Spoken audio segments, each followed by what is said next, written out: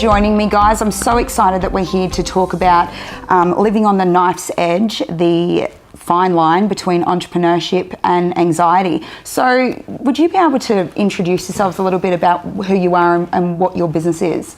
Yeah, Chris Black, local financial planner, small business owner, and had a good journey, I suppose, in the last 5 years to be very different in what we do. So try to be creative, innovative, and challenge the norm, which has worked really well. That's amazing. Lisa Messenger, founder and editor-in-chief of Collective Hub. I started my first business October 22nd, 2001.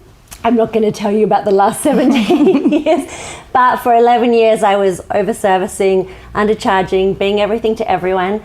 And then in March 2013, something finally worked and I launched a print magazine into a highly saturated market that people said was dead or dying. And within 18 months, it was in 37 countries. So anything is possible. Yes, it is. I'm Tammie Pike and I am the creator of Earth Radiance, and I help women cultivate and grow their self-love through online services, programs and products to help them live an empowered and connected life in business, family and relationships. So I guess one of the questions that I want to put to you all is the whole idea of entrepreneurship and anxiety. They do tend to roll together. What's been your experiences in business that you've learned to manage, and the story that has kind of led you to understand that entrepreneurial anxiety? Yeah, I suppose anxiety and entrepreneurship, anxiety is not a bad thing, I think, if it's managed very well and you understand it and it can be controlled. Anxiety can push you to do a lot better than what you thought, and stress and that sort of thing. So it's all not a bad thing, but you've just got to be able to manage it. And anxiety and money certainly do go hand in hand. However, I'd use it as a positive, and it's controlling it and using the psychologists and the smarter people than what I am to help you out. And with like data, like obviously with your business, we wanted to talk a little bit about how data and the figures and how important that is in understanding the business growth and everything that kind of goes along with that anxiety of business. Can you explain a little bit more about that from obviously with what you do? Absolutely. From a financial perspective, data is everything to make good decisions. But there's also an overlay of belief and empowerment and knowing what you've got is good. I mean, when you started the magazine, it wouldn't have imagined to you how well it would have gone. I wouldn't have thought less. No, and data is absolutely everything, and having a great CFO or finance person beside me when you're a creative is the most imperative thing. So yeah, absolutely. Can you share a little bit more about your journey and your personal journey with the anxiety and mental health? Yeah, so again, I'm going to go backwards a little bit. I think through my 20s, before I started my business, I was had no semblance of who I was, and was drinking too much and bumbling along and leading life according to other people's expectations. And it wasn't a happy place to be. And so I made a conscious decision to give up drinking 14 years ago, and that was just for me what worked. I was using it to self-sabotage, I was using it as a crutch, I was kind of keeping myself small. And so I just say to anyone, watching or listening, be unafraid to look at yourself, be courageous enough to go, what is it that I'm using to hold myself back? And so that was one of the things, I removed that, and then I really started to do the work about, well, why was I needing to turn to alcohol? Because it's all very well, putting something down, but it's then looking at yourself and thinking, well, what was going on there? And so, for many, many years, particularly as Collective Hub and my business has grown, people say, oh, wow, you're so lucky, it's amazing. I'm like, well, yeah, maybe one really hard thing used to come at me once a month. Now it's like one really hard thing comes at me every 10 minutes. So I've had to equip myself with the tools, the mindset, the routines, the rituals to keep being able to propel forward. Or I would be seriously catatonic on the bathroom floor, rocking silently all the time. I mean, we can't control what comes at us, but we can control how we react to it. And so I've spent years and years and years, working on myself, personal development, therapy, all sorts of different modalities to get strong enough to equip myself to live the very best version of me. And I think for any of us wanting to have a real crack at life, you've got to be brave enough to, step into what's next and what the very best version of you looks like. And it's not always easy, but cliche, it is worth it. Well, I guess you're trying to find different replacements, aren't you? And like you said, getting away from alcohol and those kind of dependency things that we put in place, you're having to find and having to pull apart your own, mental health to see how you're coping with everything. 100%. And Chris just touched on it, I think when you said, if we can learn to fuel ourselves and learn to turn our anxiety or stress and know how to manage it and actually turn it into something positive. I'm really big on attitude of gratitude and having a mindset flip. So when something really difficult comes at me now, I'm able to reframe it, and rather than go, oh my gosh, this is hideous, I'm like, wow, that's a pretty big lesson. Okay, what am I going to do with that? And so I've really spent many years, 14 years probably, since I started this journey of self-discovery, like actually flipping things and reframing them. And then actually things come at me and I'm like, cool opportunity, as opposed to, oh my gosh, this is going to take me down. So that's one of the most important things, I think. And building that resilience, isn't it? Being resilience. Knowing that you've got through everything before, you still can. I think that's it. Resilience is, for me anyway, it's a learned thing. And the more we push ourselves a little bit and the more we realize, okay, I can keep going, I am brave enough, I am strong enough, then you kind of allow yourself to step a little bit more into that. So yeah, resilience. Well, Tammie, you focus on self-love and discovery and understanding the balance in work and your work life and family and everything. What are some of the tools that you use to help women that are suffering with that anxiety during their entrepreneurial journey? It's quite interesting because when women start out, usually, coming into basing their business that's on them, it is like a spotlight's being put on all parts of you, and so much comes up you don't even realise. So it's this big, huge personal development, but also going within and seeing those places that you weren't okay with looking at, because you have to bring it all up to be able to show yourselves in the most authentic and honest way in your brand, your business, when you're talking to people. And so for me, when I work with women, it's asking them, how are they showing up for themselves first and foremost? Because if we're trying to be of service to others in a place of lack, or a place of trying to overgive and all that kind of thing, we lose a message and we become burnt out. So I help women by finding the accountability. How every day can you show up in a way that feels good for you? Self-love has been, bandied around in society as, being vain and just getting your nails done, your hair. It's not that. It's so much more, and it's redefining it for you because it's so different for everyone else. So it's inviting a woman to go, what is it that you can explore each day to fill up your own cup? Is it, again, starting your day with gratitude? What is it that you're feeling? Because most of the time, when we first start out, we wake up and we go, what is it that I need to do? We have this big long list, and we need to step back from that and go, okay, what is it that I'm feeling right now? Where does it feel like? How is it that I can support myself through this and actually go and do it? Because women are very scared, I don't want to say scared, but aren't used to putting their needs first. So really struggle to go out and do what they actually need. And so it's inviting them to give themselves permission to do that.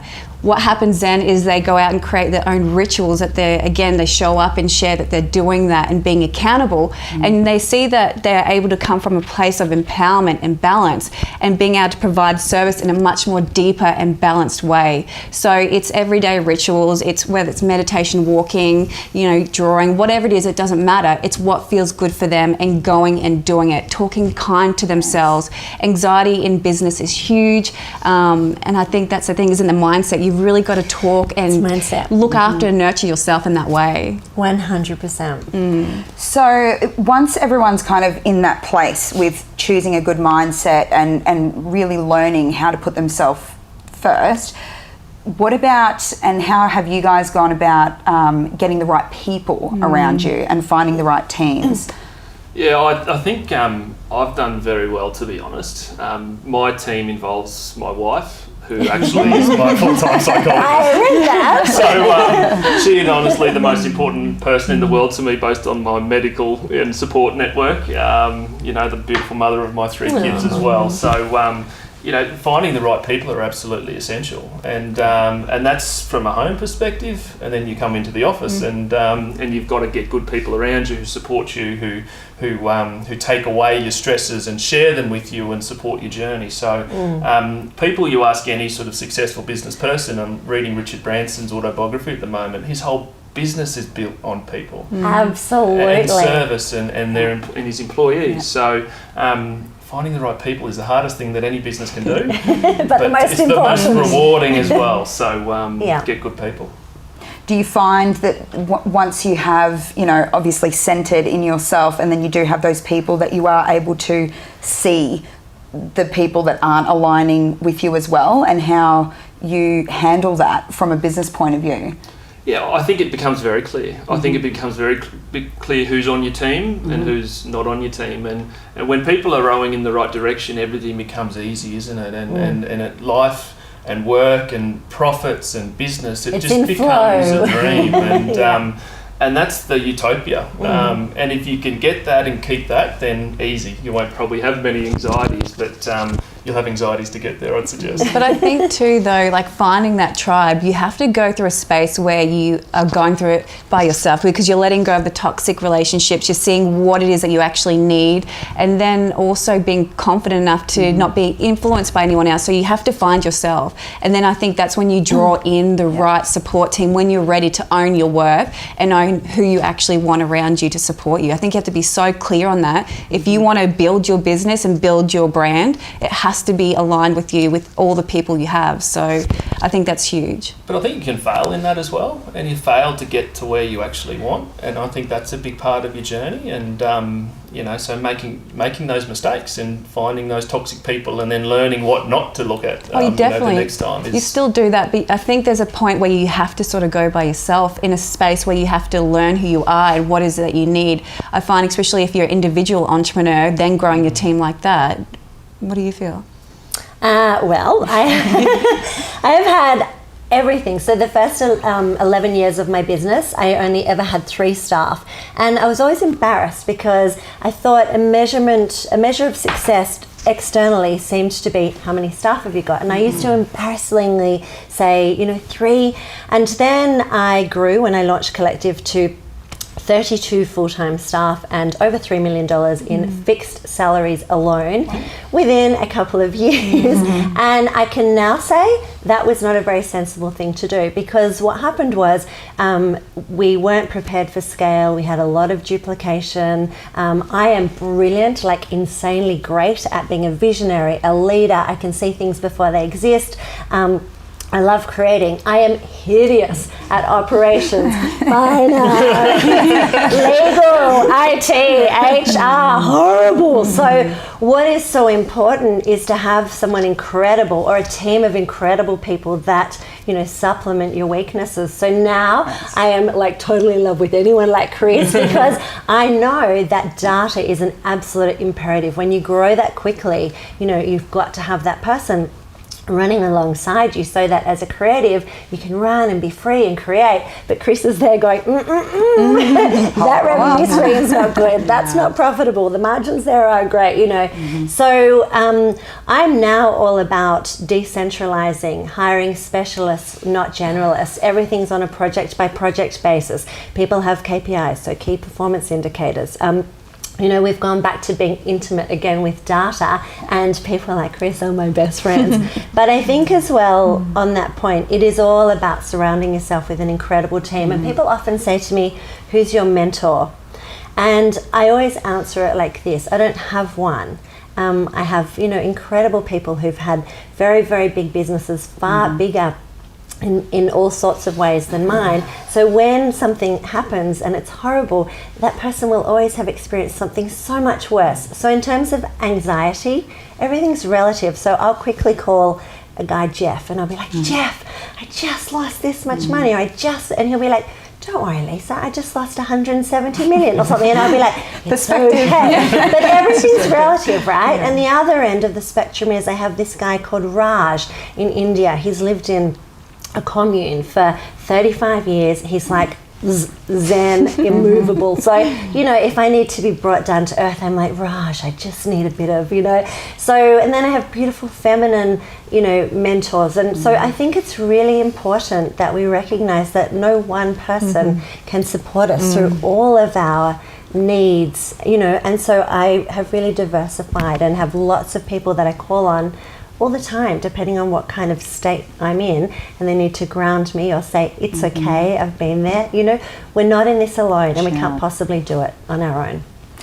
And so with businesses growing and doing so well, I'm sure that you get a lot of people, reaching out, wanting to collaborate, giving you business ideas and reaching out in different ways.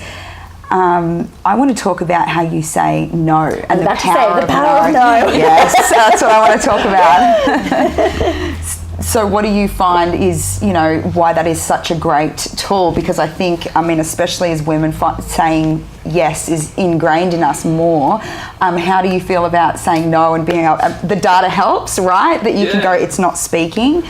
Oh, I think if it's tangible and it makes sense to say no, then it's easy to say no. But I'm probably pretty terrible at this as well. And I'm in the early stage of my business where I'm just saying yes. And well, that's right. So I'm meant to learn, Lisa. How do we keep saying no?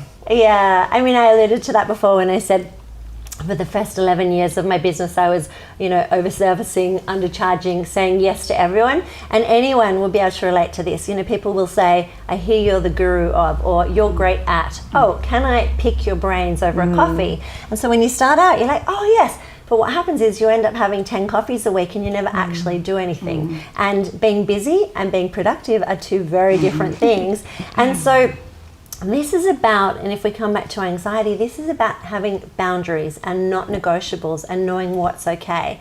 And so for me, it comes back to my why. What am I here to do? Ignite human potential. It's 3 words. That's as simple or as complex as it gets. And it's like my daily litmus test. Will that feed, my purpose and what I'm trying to do?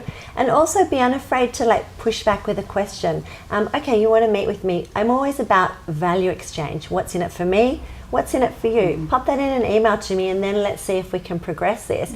And often people will flounder around and actually they didn't have anything concrete they wanted to talk to you about. So be unafraid to put it back onto someone else. And then it's actually much easier to say no, to say, well, actually that doesn't fit with my focus, or that's kind of not where I'm headed at the moment. I need to focus on myself. And it's what you were saying, you have to look after yourself first. If you're drowning, you're in survival mode every day because you just stretched too thinly, then that's when, for me, definitely the anxiety and I can't cope and it's too much and, So the power of no is incredibly important, and it's really good to know what you stand for and just keep coming back to that and letting other things wash away. Because once you start having some level of success, a beautiful thing happens, this synchronicity and serendipity and the people that just suddenly come out of the woodwork and want to do things, and that's largely often ego.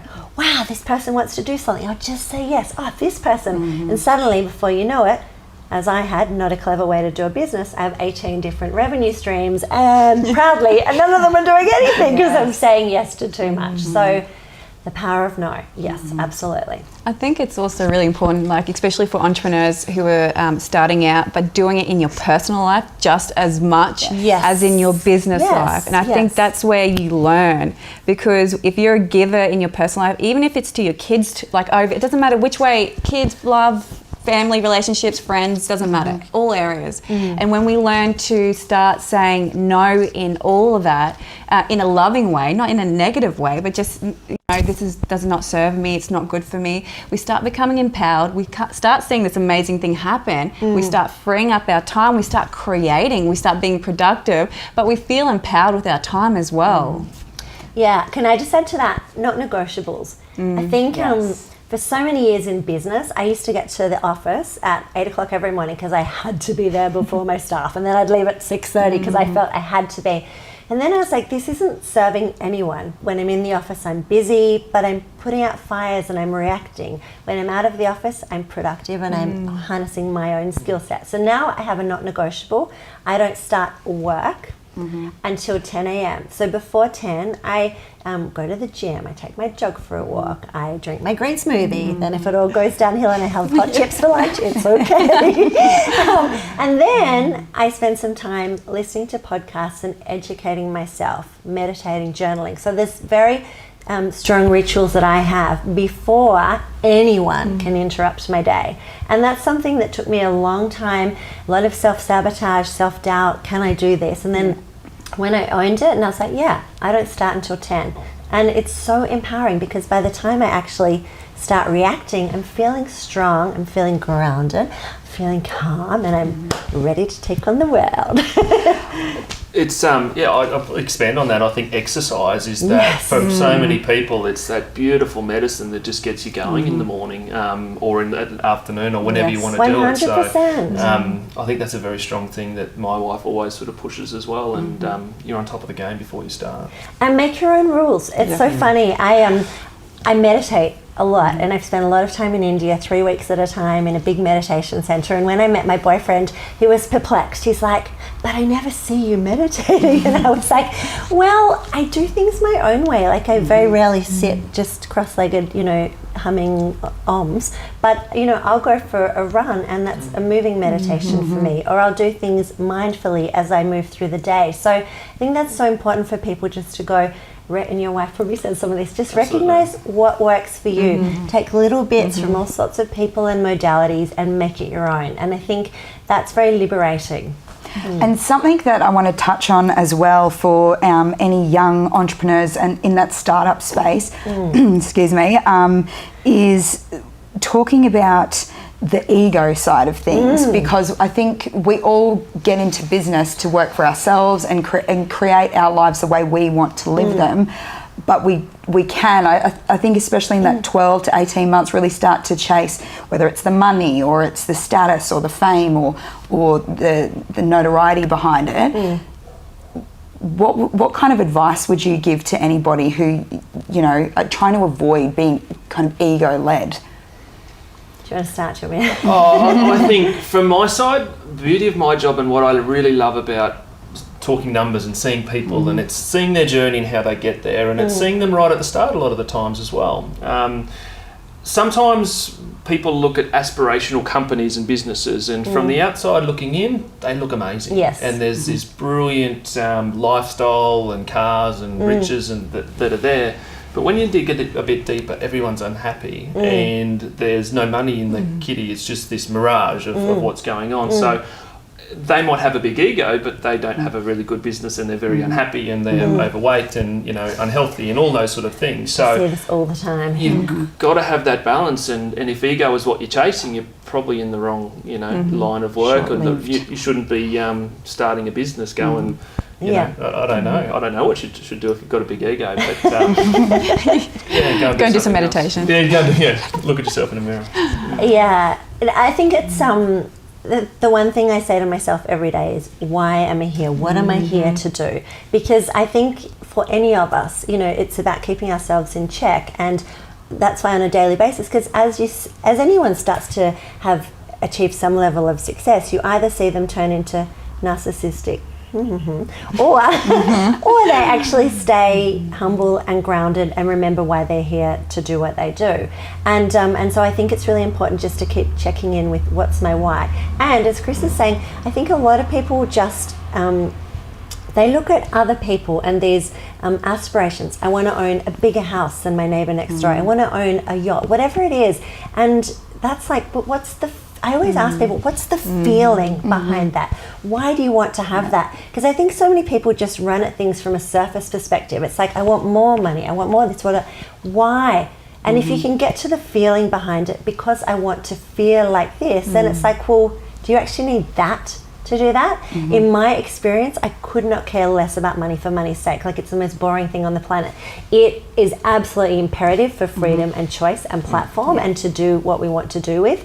But if money is the key driver in and of itself, then I think people will generally be extraordinarily unhappy. So, yeah, I think just, get people to check in on ego versus, self-worth. And it's okay to love yourself and have an unwavering self-confidence, but not, what is this ego thing? All about balance. We all have it. Yeah. I have it, and I catch myself. And the beauty about it is, I think, owning it. It doesn't make it okay, but sometimes I'll say to people, wow, that I react, if I get angry or in the moment, it's my ego. It's a wounded ego. And then I own it and go, wow, that was my ego. So it's okay. We all have it, I think. It's just like, let's own it and then, turn that around and make amends with it, Yeah.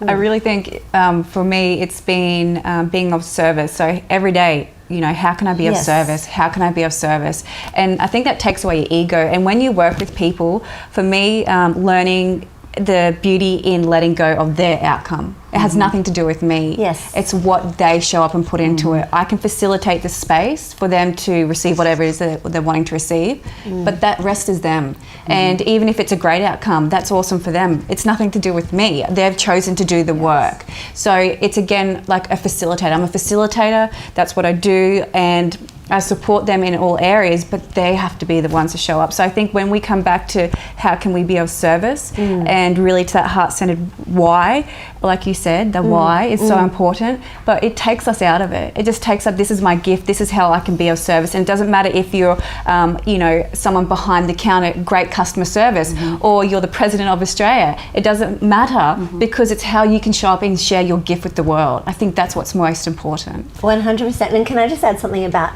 anxiety as well? Because I know whenever I go into a space of, not feeling worthy or everything's overwhelming or, I just can't cope, then it's the being in service and just going, what am I here for? Okay, get up off the ground. It's not about you. Stop having a pity party and, turn this around. Use a mindset flip. Okay, this has been a horrible experience, but how can I use this to share this with other people and empower them? And so as soon as I remove it about this situation is happening to me, but instead it's happening for me, and how can I now use myself as a conduit to share, and suddenly it's actually, okay, I got this, And so anyone can flip anything around like that if they want to.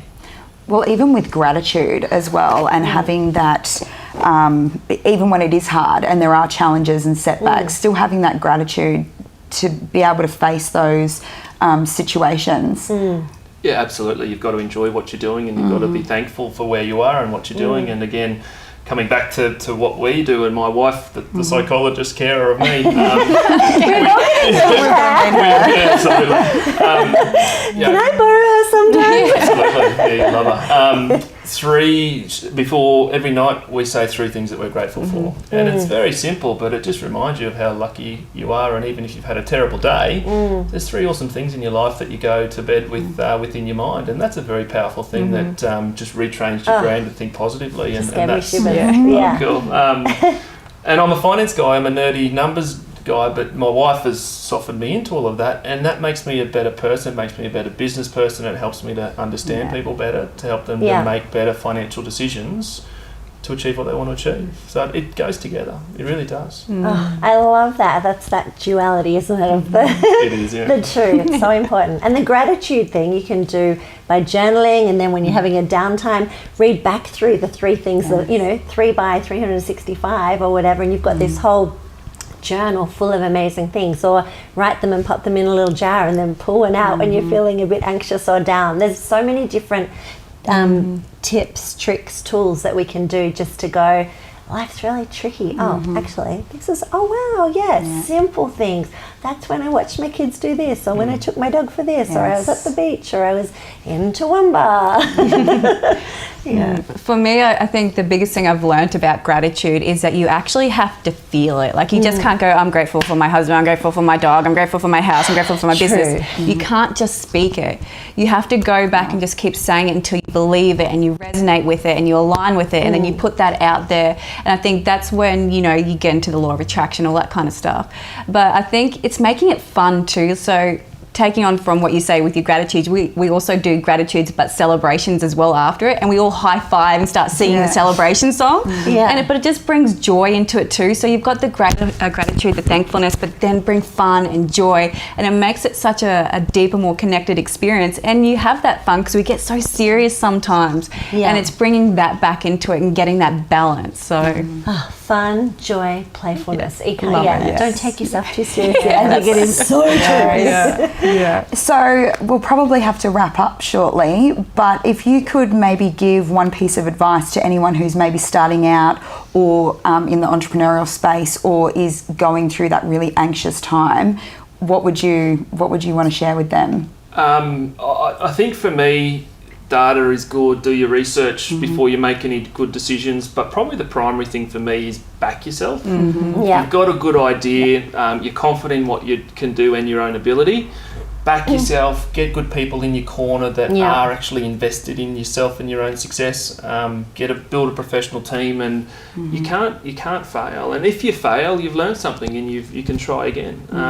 The other thing with entrepreneurship, the younger you are, the easier it is, and the earlier that you do fail, you've got time to start again. So go out there and have a crack. And if you fall over, get back up.